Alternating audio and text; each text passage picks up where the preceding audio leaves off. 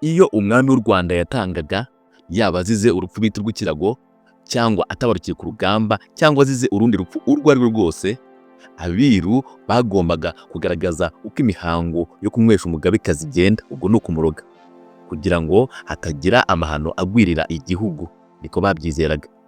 Nyina w'umwami yahabwaga uburozi simusiga agapfa vuba na bwangu, cyangwa akaryamishwa ku buriri agaramye, bakamushyira umubirikira mu kanwa, bakamurohamo amata ubutaruhuka ku buryo atabashaga guhumeka, akabura umwuka kugeza apfuye. Iryo byari ibanga rikomeye ibwami, kandi mu bihe nk'ibyo ntawamugiraga ku kiriyo. Imihango yo kumushyingura yateganywaga n'abiru kandi igakorwa mu ibanga hakurikijwe amabanga y'ubucurabwenge. Mu mateka y'u Rwanda, umugabekazi utaranyoye, utararozwe nyine, ni Nyiramibambwe Kanjogera, wari warahawe umwami w'umutsindirano Mibambwe wa kane Rutarindwa, waje kwicwa azize amatiku yo ku Rucunshu. Ntiyagombaga kunyweshwa rero.